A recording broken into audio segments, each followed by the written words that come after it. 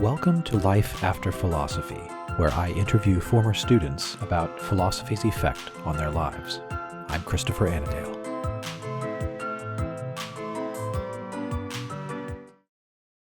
Welcome to Life After Philosophy. My guest today is Stephen McGinley. He is currently a lecturer in the philosophy department at Mount St. Mary's University, my colleague there. He is also a farmer at Good Soil Farm of Emmitsburg, Maryland. He is the father of 5 children and a good friend of mine. He completed his bachelor's degree in 2010 at Mount St. Mary's University with a major in economics and, as I understand it, an undeclared philosophy minor. He subsequently studied at the John Paul II Institute for Studies on Marriage and Family, and in 2012 graduated with a master's degree in theological studies. Stephen, welcome to the program. Thank you, Chris. It's wonderful to be here. Now, I mentioned that you lecture in philosophy, and you've been my colleague here in the department for the past 7 or 8 years? Yeah, 2016 I taught at Frederick. 2017 in the fall, taught symposium, and then 2018 was hired to teach philosophy. So the past 6 to 8 years, That's right. You've been my colleague here in the philosophy department in Bradley Hall, which is fantastic. You're a fantastic colleague, and I've been eager to interview you since early in this show. But I mentioned your sort of double role here is that you teach philosophy and you're a farmer. That's locally right. Here. And I refer to you, in my house, we refer to you always and only as Farmer McGinley. You run a community-supported agriculture program in the summers, spring, summer, and early fall that we've subscribed to the past couple of years. So I'd invite you just to share something of your experience and the value of philosophy in your life the past 14 years since you didn't quite complete a philosophy minor. That's right. And its role in your identity both as a teacher and as a farmer. Please go ahead. Yeah, so when I was at the Mount, and I took, I think by my count, about 6 or 7 philosophy courses. I was primarily interested in thinking about, in ancient and metaphysics, I was introduced to, let's say, like conceptions of reality, right? Yes. And then their implications for, with more reflection than I was thinking about the implications of those conceptions on reality, on human practices and human action, and how we farm. And it dovetailed. At the same time I was taking, metaphysics and Islamic with Mike Miller and Josh Hochschild. I was taking the Gospel of Mark with McCarthy and Donahue. Wow. And so what I realized a couple things. One, that, things have a nature of which we're not the author. Right. And then 2, there are a lot of parables that Christ uses that are agricultural that I don't have any practical experiential knowledge of. And that it became a sort of intellectual exercise at guessing what the practical, like, embodied way of living out those tasks how that would influence, like, the actual parable or what Christ is getting at. So, like, here's an example that I share with, I was just reflecting on this today, and I've thought about it many times, but the parable of the sower and the seed, right? Yeah. And some falls on the path, it's consumed by Satan, some falls on the rocky ground, and some falls among thorns, and then some falls on good soil. And you, on a simplistic reading, you think, okay, well, there's like at least 4 types of places that it can fall. Yeah, sure. The first thought, though, is, why is the sower so generous with the sowing? Yeah. Right? Like, No one in early Palestine, no farmer wastes seed throwing it onto on a path. That's an absolute waste of seed, and seed is precious. Mm-hmm. You wouldn't do that. You also wouldn't throw it on rocky ground, like ground that you know is not fit for production. You wouldn't throw it there, and you wouldn't throw it among the thorns. Yeah, that's a good point. I hadn't thought of this. Right? So a farmer, talking to an agrarian society, they would know, now wait a second, if we're going to act according to the nature of things, because that's how every classical sort of civilization acted that wanted to survive past 4 generations, you would be attentive to what you're doing and what the potentialities are of that place and that soil. And so the first sort of lesson is the sower is super abundantly generous in a way that would challenge the agrarian people to think why? And then if you go a little deeper, then you see, now wait a second, soil builds by the successive growth and decay of plants and animal poop. And so if you're interested in building soil, which is the first sort of necessary condition for healthy plants, you have to plant things. You have to be generous with growth and decay. And so the sower sowing the seeds on, let's say, rocky ground, we always take it my sense is, as Americans, we take it as a snapshot, right? It's once and done, you missed your opportunity, rather than the seasonal, cyclical, classical mind would be thinking, well, you sow with frequency. Mm-hmm. And actually sometimes, depending on what you're sowing, you sow it multiple times in a season, depending on what you're trying to grow and what your goals are. With wheat, you're not doing it multiple times, but you're at least doing it every year at the appropriate time. And then you see, well, if the plant can't grow and thrive yet, you grow good soil by the successive growth and decay, growth and death of generations of plants. And so there's a sense in which, and this is the function of a good farmer, is to build soil, to help soil be what it is well through the growth and decay of organismic life. Right. Now, interestingly enough, the modern paradigm from Cartesian and Baconian assumptions is it ignores that phenomenon. It's not an organismic enterprise farming. It's a mechanistic chemical enterprise. It seems not as historical either. There's something very temporal about the action of the sower and the generation of soil. Yes. It is precisely extended in a way that balance sheet accounting seems to push against. That's right. The abstraction from place, such that we can grow any corn anywhere, or such that we will not take into account, let's say, how do I say this? The farmer knows their fields by their frequent walking amidst them and on them.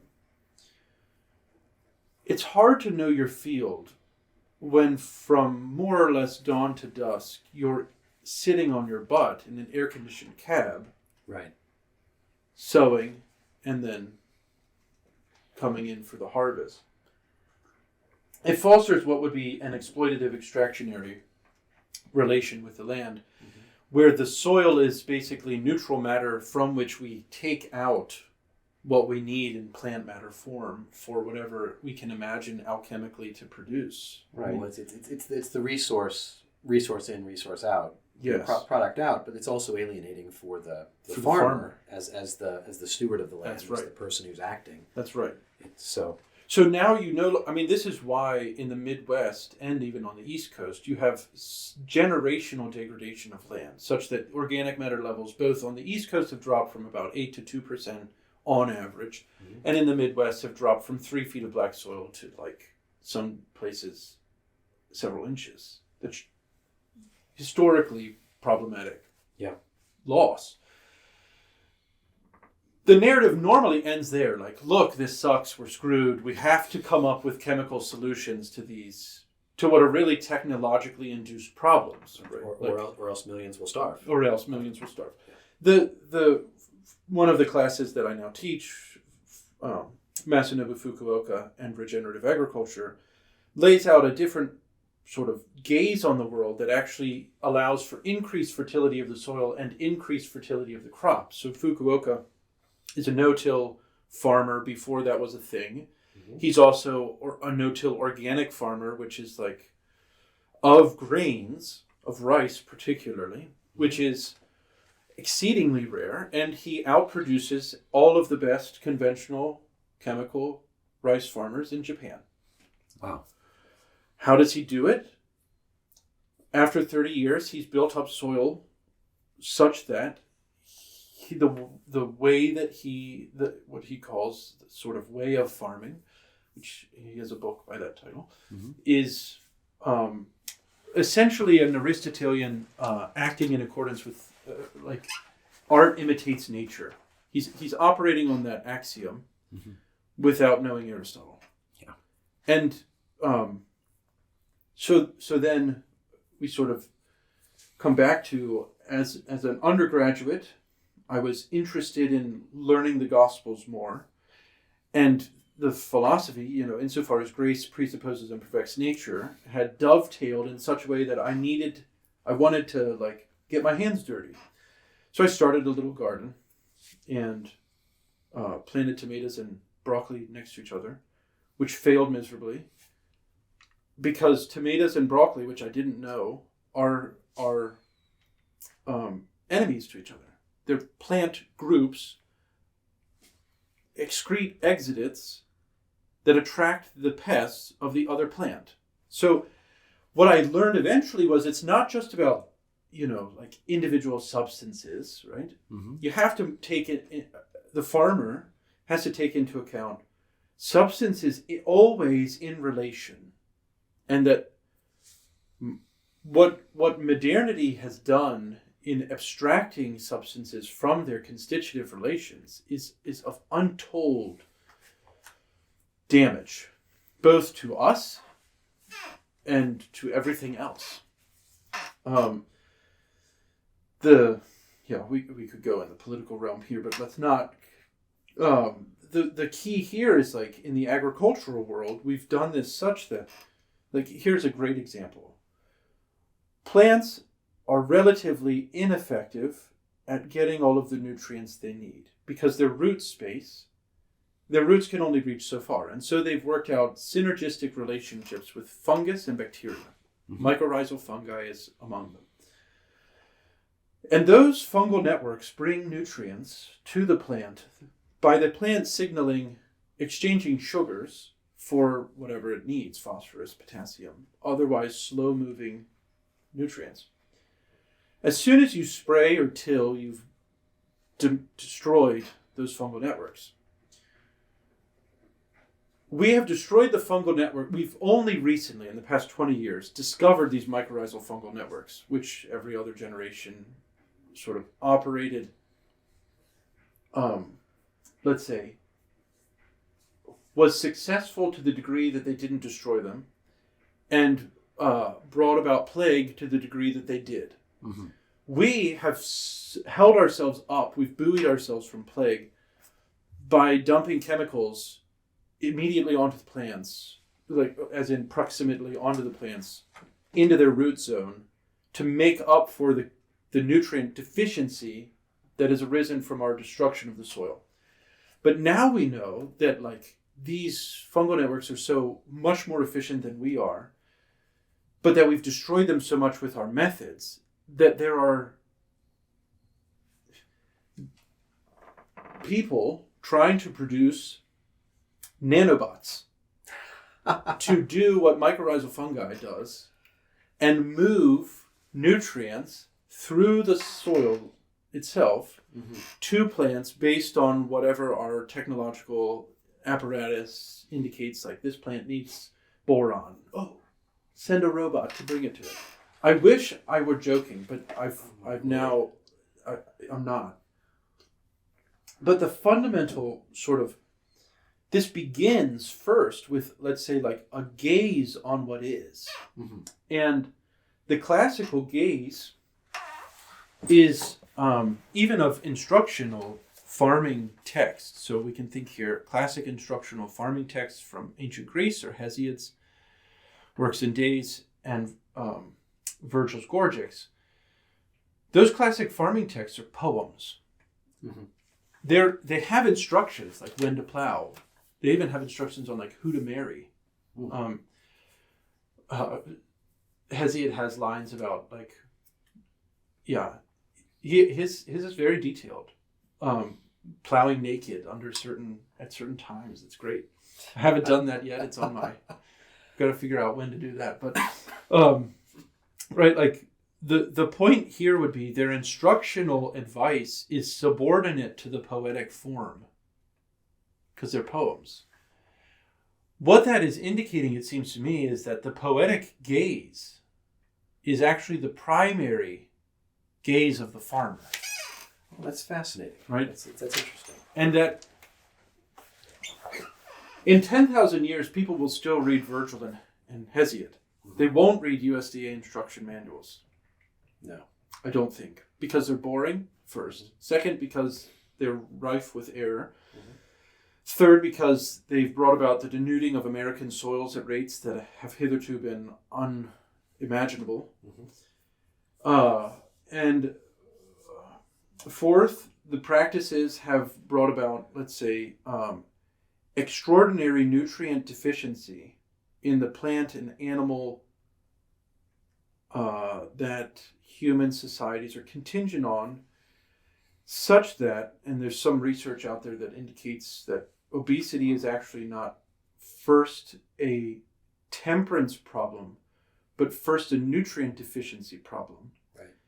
That your body is crying out for micronutrients that the food lacks, and so is constantly signaling, you need to eat more because I need more nutrients.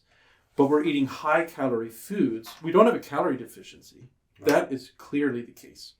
We have a nutrient density deficiency.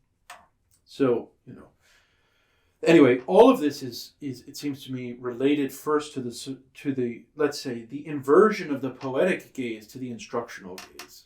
I had not expected to find something like Vico's poetic wisdom in a conversation about farming, which sounds, given its ancient history, still sounds like it is the most practical of professions, the one maybe that's most dependent upon uncontrollables like the weather and the soil and the action of predators or deer, things that want your calorie surplus. Yes.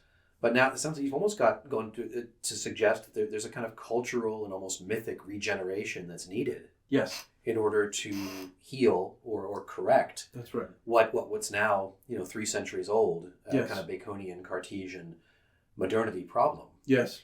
Did that come as a surprise to you in your adventure with farming from your time in grad school up to more recently with the founding of Good Soil Farm? Yeah, so I think that in graduate school, so what the Mount began in me with its, let's say, both its core philosophy and non-philosophy courses. So the core as a whole, and then the extra philosophy courses I took, and the extra theology courses I took, helped me to see that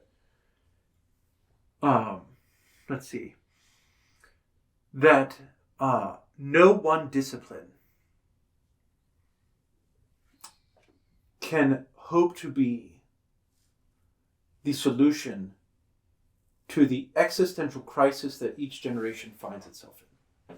Right? That each generation, as John Paul II said, each generation has to take up the invitation of the gospel themselves, right? You can't rely on, mom and dad were Christian, and so, you have to take that up in your own freedom, because Christ calls each of us anew, right?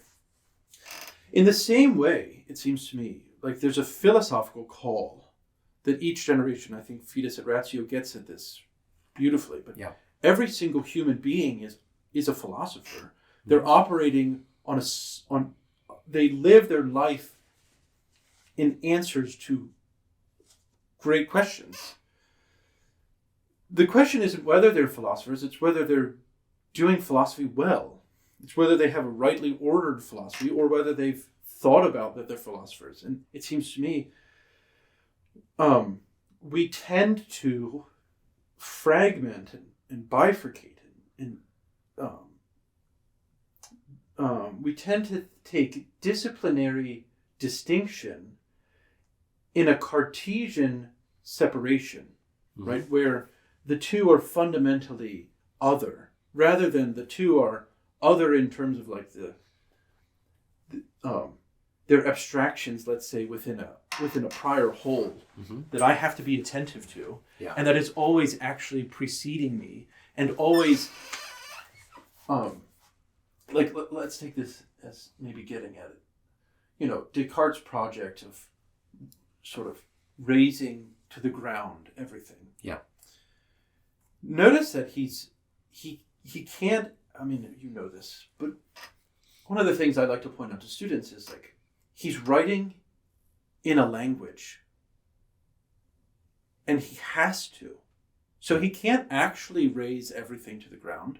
Correct. Because language is something that you cannot even think without, such that he's inheriting, because language is a kind of incarnated cultural, philosophical, theological reality. Right. He's inheriting all sorts of things in the very language he uses, right? That we should be attentive to, and that he is trying to divorce himself from, but can't actually, and so is parasitic on. He can only be parasitic in that sense. I think that what's going on now is that the root of regenerative agriculture, I just laid this out in a paper presentation I gave at a talk, is not like, let's say, specific practices like that help with soil building, like agroforestry and contour planting. Those are all good. Those are all necessary. But those all follow from something prior, that regenerative agriculture is actually at its root, which is, I think, the regaining, the I would argue, a kind of conversion, kind of rediscovery of the poetic gaze, a rediscovery of a right human ordination to the cosmos, to creation, such that we can sing with it and not against it. So that even the pest becomes not something that I have to annihilate, but something that communicates something to me. Yeah. About what the soil needs, what the plant needs. And actually that shapes my human freedom. I mean, this is, freedom ultimately is not the sort of assertion of myself over and against reality, but obedience to reality. It seems to me, conforming my will to what the thing is, such that it can come to its perfection, its excellence, and that its excellence is already ordered to my own excellence through the human act of eating, and growth and subsequent decay. Like, eventually I too will be soil. Remember, man, that thou art dust. This, I think, the philosophy curriculum at the Mount dovetails well with the core curriculum in this way. It draws out that everything's at stake here. Not just like that I'm not alone and in my own sort of musings, but that my gaze has to be tested with the gaze of others, with the gaze of other creatures, even subhuman creatures. And that the well-being of all is intimately interconnected. Yeah, may I ask you a hard question? Sure. It seems to me, as something you were saying before about the John Paul II, Fides et Ratio, a text that I know well and teach frequently. Yeah. I got to thinking about the question of just how broken is the modern world. Yeah. Because I can think back not too many centuries when, without mythologizing too much, I could say that the dominant pattern in human culture is, to follow the ways of your ancestors, is to keep roughly to what, if you're a farmer, you're doing roughly what farmers did prior to you. And against this, this is the backdrop against which the rise of the kind of Baconian Cartesian intelligence comes. Yeah. With later on its technological mindsets, its imperatives, and whatnot. But looking at this now, almost a quarter of the way through the 21st century, a century that neither you or I will survive. Yes. Are we at a place where the old ways are irretrievable? We're thinking now of say the French intellectuals in the 1830s, right? Where there's no way of reconnecting with a pre-revolutionary past. We can revive it. We can bring it back. We could have a restoration of types or reconnection with some sort of depth of reality. But it will never be what it was, and it will never be continuous with what it was, except as it's a genuine engagement with the same reality. That's right. that was and is. Yeah. That latter prospect makes me feel like we're much more profoundly and irretrievably lost than perhaps we appreciate when we begin the critique. Yeah. What do you think to that? So I think this here is an encounter that I recently had. So I'm now teaching Origins of the West, which is the first culture and civilization course in the core curriculum. On the first day of class, because we're talking about like how cultural practices embody assumptions about reality and about human beings and about human flourishing and about the divinity, etc. As the prayer for that class, I'm having them do the Angelus, and we're not just doing it sitting on our butts, we're doing it like they would have done in pre-modern Christian eras, standing facing the east. So I asked them, where is east? No one knew where east was in that classroom. We were in a classroom that had two of the walls of which were glass. So it's in the new addition on the building. Two of the walls were east. None of them knew where east was in relation to where they are on the campus. And then I said, what happens in the east? So I pointed to them. I showed them where east was. I said, what happens in the east? Only one student said, well, doesn't like the sun do either set or rise in the east? Oh my word. And I was, and I thought, okay, this isn't their fault. Right, no disrespect. This isn't their fault. They are so divorced from patterns of the cosmos that all previous generations of human beings lived by. And this is exactly why we teach Origins of the West in the core curriculum. To get them to imagine what life would be like. When the sun's rising actually set a pattern for your rising, and the sun's setting actually set a pattern for your setting, where actually most of your life was lived in obedience to realities that were above and beyond your control, that sometimes were frustrating, like the wind. So we use silage tarps. This past about 1.5 years ago, I had the experience of trying to wrestle 100 by 40 foot long and wide piece of silage tarp. And it was super windy. And I thought, it's no wonder that ancients thought that the wind was a god that was against them. Yeah. Because like every time I get it right, the wind picks back up. And I have been out here for an hour, right? Frustrated. So I think that yes, you're right that so the regenerative agriculture movement is not, let's say, like, or if it is even a movement, let's say, is not premised on or doesn't require mass death, right? Which is often what's sort of bandied, as in like, if you were to try and feed the world, we would all die. That's not actually the case, it seems to me. What it would require is the rediscovery of human beings, the rerouting of human beings sense of meaning and identity and happiness in relation to organismic realities. So like creatures, not of our making, that give rise to contemplative opportunities that would then help them be happier, right? I mean, yeah, it's and that are scalable with relative ease, right?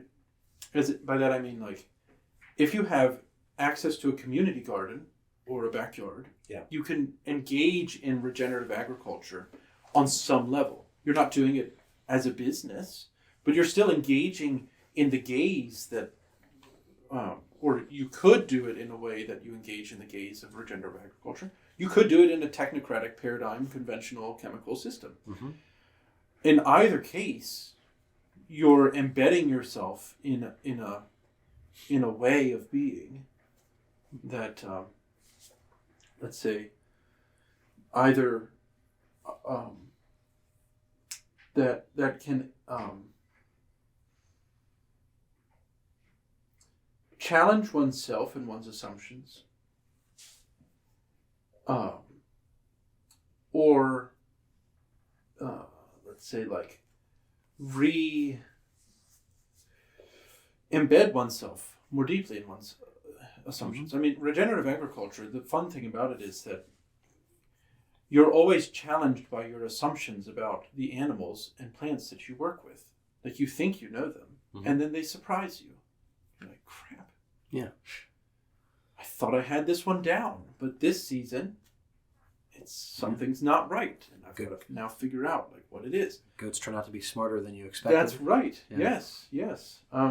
So these are the kind of things that I think that rather than looking at it as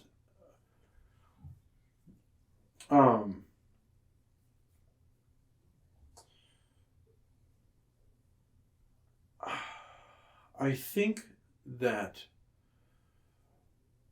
regenerative agriculture is critiqued often as being nostalgic, in the same way that philosophy as a discipline can be, like, seen as esoteric and old and unnecessary. My sense is that actually both are more deeply perennial, because they are what give rise to a life where you don't want to shoot yourself. Right? That's a good modern point. Right. So, like, in the most hopeless generation that has ever existed, arguably, is now.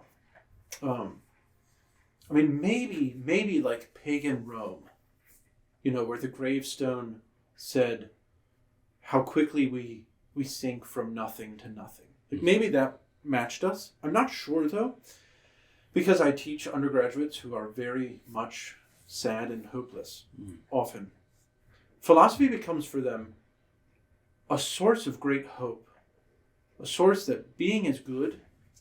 Like, this is why Plato is so wonderful. Right. Like, here's rational justification for being is good. Yeah. Despite all of the crap. Meaning, of course, also you are good insofar as you exist. And a friend of mine had said years ago that that's his thought about the modern versus the pre-modern world, is that the modern world had lost the ability to say to anything that exists, including you. Yes, right. you suffering, you. Yes, it's good that you exist. That's right. I can affirm that with no irony and no interest. That's right. What you were describing before sounded to me like a kind of spiritual and even philosophical therapy. Yes. The regenerative agriculture is therapeutic. Philosophy, in a sense, yeah. as deeply therapeutic for the modern condition. Yeah. Yeah, I think so. I think some indications of that from, let's say, the conventional world are horse therapy, right? Mm-hmm. So we know that human beings with deep-seated emotional problems, and we'll just leave it at that. Deep-seated emotional problems and or developmental problems find enormous gains, both emotionally and developmentally, by working with horses. Mm-hmm. Now, to a modern, that came as a surprise. Like, wow, weird. Yeah. To anyone from the classical world, they would have been like, duh. Yeah. Humans have been working with horses for thousands of years. In fact, the human-horse tie is to the benefit of both parties. Like horses are happier when worked. The whole idea of like a horse rescue farm where you abandon horses to meander in fields that are overgrazed is so depressing to the horses. Yeah. Let alone to the human beings that are there, trying to scrabble together a living, having unridden horses that they then just let die. Now, there's an interesting romantic counterpart to the modern sort of technocratic mind. That's right. Is that there's a certain kind of use that is use in harmony with the things That's being, right. which seems to be off limits or at least ignored. Yes. By the modern mindset. Yes. So if we're not exploiting it as a resource, we ought to sort of leave it in its sort of Edenic. That's right. Pristineness. Exactly. Think about this whole climate change push that many are making is the only solutions offered. The dominant solutions offered are solar panels and windmills. So much so that Norway's just legalized the deep sea mining, which is exceedingly dangerous. I just found out yesterday that carbon is sequestered in large quantities at the bottom of the ocean. So now we're going to go digging around there. It's going to be great. Like we're asking for more problems. Oh dear. But what no one has suggested, except for me and like a friend of mine here at the Mount, is that we bring back horses. Not for nostalgia's sake. Like I'm not saying we get rid of cars. Yeah. For long trips, we need a car. But maybe for short trips to the Jubilee, the local grocery store, maybe in the city, where you're really just going about 3 miles if you live in the city. Yeah. Maybe you just need a horse. Yeah. And then you'd have all the economic gains that come from that. Blacksmiths, liveries, horse trainers. Like you'd have actual industries arise from regaining our organismic relationships rather than the sort of siloing that occurs when you sit in your car isolated alone, right? And you're just frustrated and angry that there are so many people. Yeah. Or that you're not even angry that there's so many people. You're angry that there are so many cars. Yeah. Because we isolate the person. We abstract the person out of it as if that car cut me off. Yeah. Interesting. I think you're right. I think part of we don't see the economic gains because we necessarily think that usefulness is exploitative, and therefore the only other alternative is to not exploit it and to just let it be. Well, actually, you can let it be and work with it so that its being and your using are actually mutually harmonious.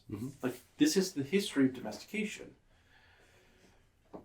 Regaining that is not a loss or a sort of a return to nostalgia. It's actually, let's say, like entering. It's actually like what is necessary for right living as humans who are creatures. It's necessary for, let's say, the future success of the cosmos. It seems to me. And that's not just like my theory, but I think it plays out because we can't, at our current rate, we overproduce food. Yeah. We overproduce certain kinds of food. Our overproduction of food corresponds with an fattening of human beings and livestock. And the over-extraction, over-use of the soil, so the over-chemicalization of the land, which then leads to other detriments for the humans, such that cancer rates are at their highest ever, and all this sort of stuff. Yeah. And I think, as one who's had cancer, I'm not really interested in having it again, and I'd like my children to minimize the things that can expose them to it. I think philosophy plays a role here. I think philosophy plays a role because it requires you to recognize that whatever you think you know, whatever system you think you have, is not adequate to the wisdom that you're actually in love with. And so you have to transcend. Your conceptions of wisdom are always inadequate to the ineffable wisdom that you're seeking, that you're actually in love with. Mm-hmm. I think the analogy I use with my students is this, right? We've all seen the married couple happily holding hands 70 years after marriage. And everyone's heart melts at them when you see them in the grocery store or at a restaurant. We've all also seen the, let's say 30 to 40 year married couple who's at the dinner and they're both on their smartphones. And everyone's heart cringes, right? Because their relationship is sad. Why?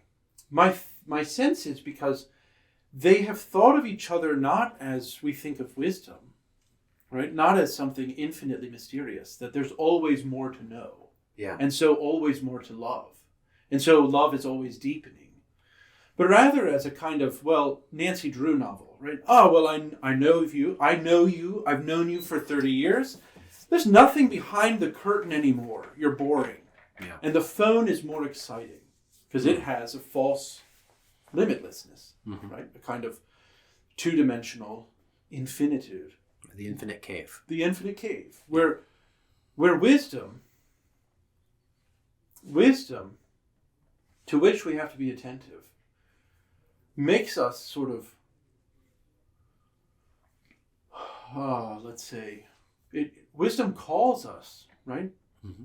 First, into a relationship. By giving us a desire for her in the first place, she calls us into the relationship. And she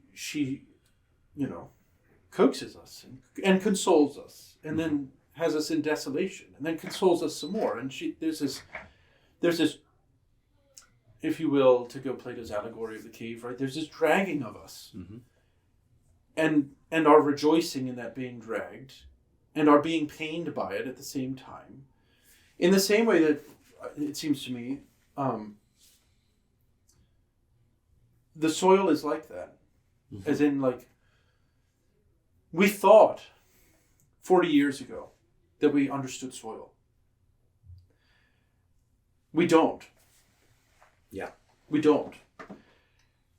And instead of thinking that we can exhaustively understand soil, perhaps we should have some humility, right?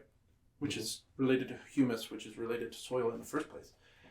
Some humility, and recognize that perhaps there are both substances and relations here that, rather than trying to understand in the mode of mastery, I should understand in the mode of partnership, in the mode of marriage, where I'm working with them, knowing that I know enough, just enough, to know how to work with them. Right. But that I'm always learning more. And that brings great joy, rather than a kind of tyrannical, let's say, despotic pleasure. It brings the deep joy of, let's say, indissoluble union, infleshed in my own body. Right. It seems to me philosophy has much to offer the world, and much to offer each person in calling them on this journey, on this adventure, on this, let's say, vocation to love. Yeah. That's brilliant. That's beautifully said. And it seems appropriate. Both you and I, as both men have been married for quite a long time, with children. Yeah. Thinking now about the mystery of marriage. Yes. And one of these things that also seems to be in a kind of crisis, especially in the minds of younger generation. Yeah. So let me ask you a question that I do generally ask at the end of each episode. Now, you're the first person I've interviewed who actually does sort of, for pay, teach philosophy to undergraduates, the same population that I teach. Right. What kind of advice might you offer to someone who's curious about philosophy, but also knows the sort of cultural buzz, and doesn't, I especially think, doesn't want to have to go home at Thanksgiving and have that conversation with their parents, at which they say, I've decided to major in philosophy, or you're in the minor in philosophy. Yes. What types of experiences or conversations or advice would you give to this? It's called in the philosophy curious. Yes. So I always recommend that students who catch, as it were, like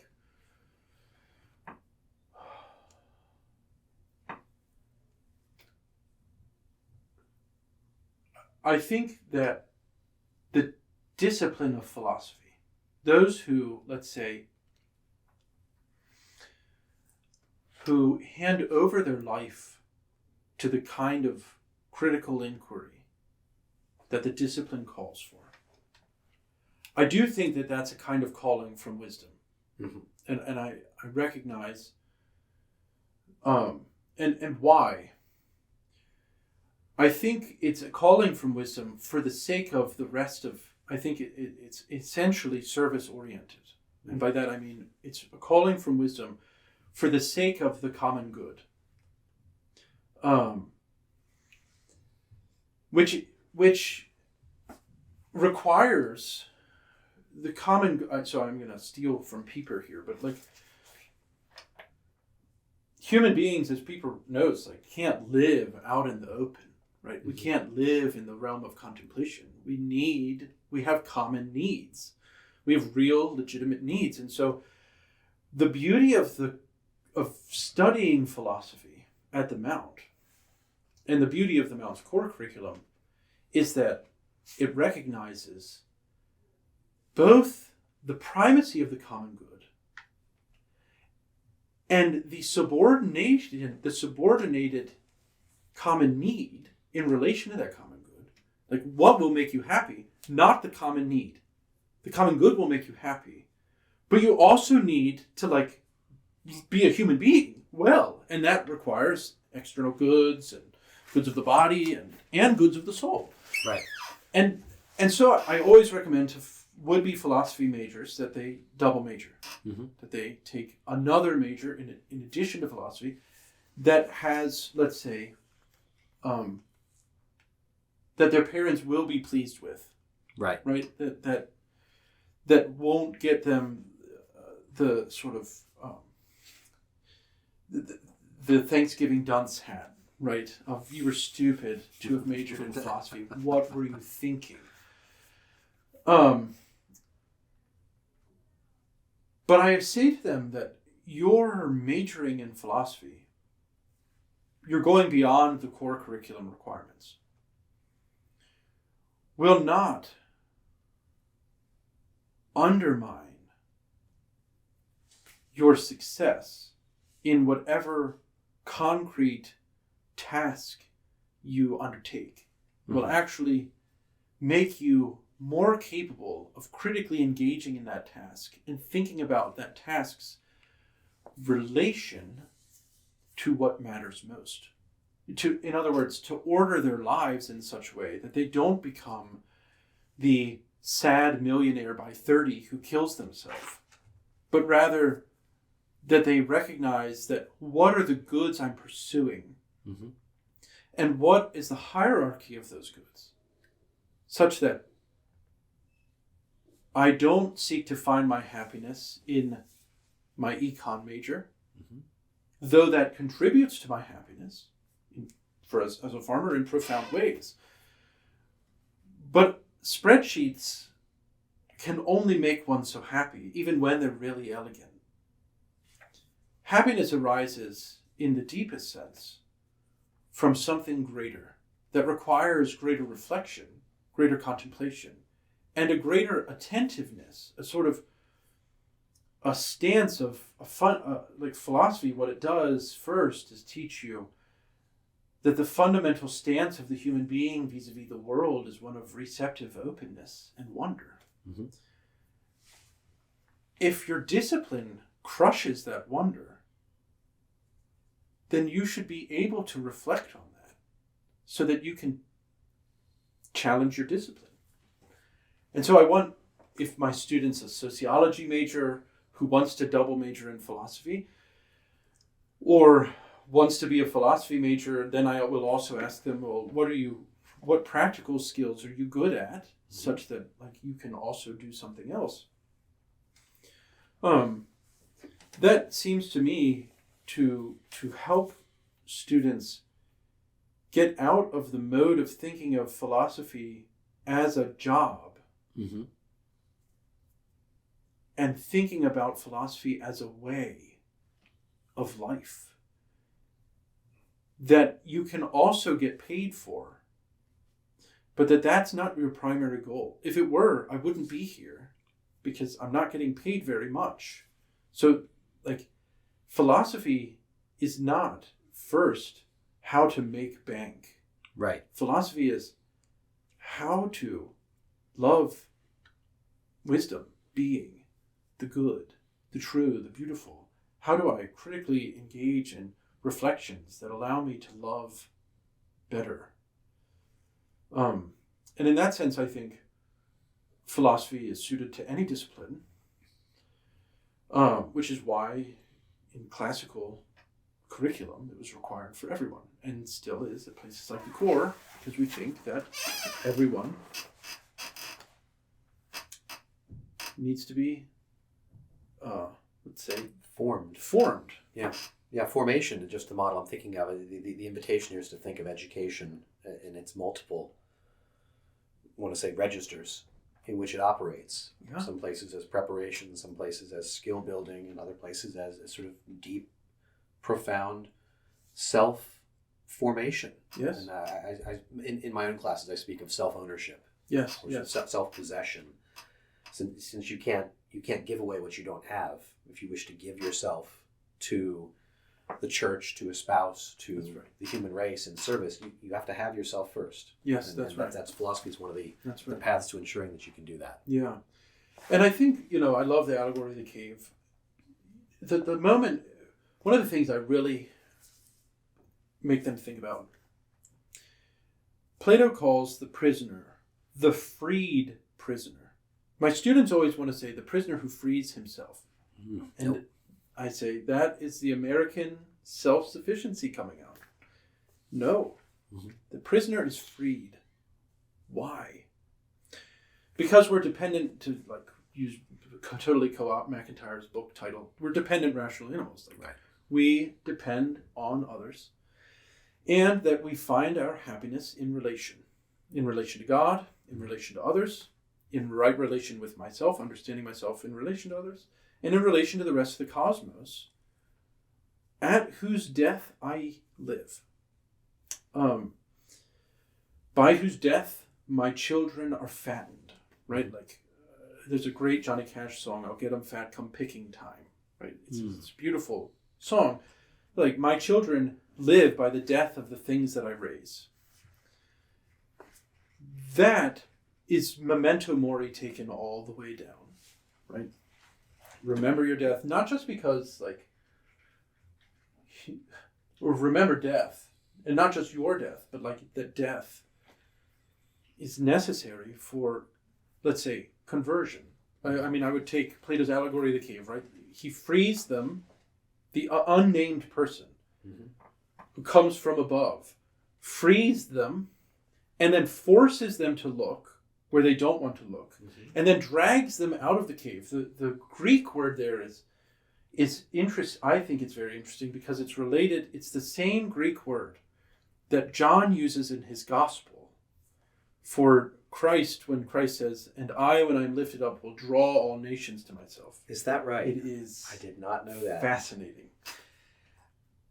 I think there's a paper to be written there. I don't know that I have the time or skills to do it, but I think that what's going on there is this being drawn is this kind of being dragged in some way against my will to that which I deeply know is good for me and that I will rejoice on when I see it. That's the core curriculum. That's philosophy that which then spills into, once they see it, they want to become majors. And you have to help them see, yes, but your major is not for yourself. Again, this is allegory of the cave, right? Yeah. Your major is not for yourself to go navel gaze on the good alone on the mountain, Zarathustra-esque. Right. But your vocation is in some way to live this out in the concrete patterns of your life when you're an adult, when you get out of college. I mean, they're already adults, but when you go into some other field for the sake of the common good and the common need, to rightly order those things. So even your philosophical wisdom is not ultimately for you. That's right. It's relational as well. That's right. It's also it's service everywhere. That's right. Service all the way down. Yeah. Which ultimately is sort of, well, again, I'll steal Pieper here, paradigmatically consummated in worship. It ends, and even for the Greeks, right? Right. Like, this is why Plato's setting is important. It's an Athenian religious festival. Right. Right. It's that we can't abstract that out and just be like, oh no, they're at the bar talking philosophy. Coming home from worship. Right. Yeah. Yes. That's right. And interestingly, Cephalus he ditches the argument to go make sacrifice. That's right. He leaves the conversation to go tend to his religious duty. I Yes. forgot that. That's true. Yeah. And I think this also makes sense of Socrates' last words in the Phaedo. Right? We owe a cock to Asclepius. Right. Which is an essentially liturgical action. Yeah. It's a religious sacrifice. Yep. So that ultimately, this is where the distinction between philosophy, theology, between faith and reason, is not a separation. It's much more akin to the grace presupposing and perfecting nature as nature. Mm-hmm. It's the consummation. It's perfection. All of my desires about wisdom have now been satisfied in the one who is wisdom incarnate. Right. Yeah. That's brilliant. Thank you so much, Stephen. I knew this would be a fantastic conversation. It's gone on much longer than I anticipated, and I'm really grateful for you making so much time for me. Well, thank you. And fun for us today. Yeah. My guest today has been my friend and philosophy colleague, Professor Stephen McGinley, philosopher, farmer, father, and I have to say this, people already know if they've listened, the man I know who has thought most deeply and most profoundly about the nature of farming and of what it means to, in the modern period, be someone who raises, who purchases, who consumes food. So I always learn a tremendous amount from our conversations. I really appreciate you giving me a chance to record this one for the podcast. Thanks so much. My pleasure. Thank you, Chris. Bye-bye. See ya.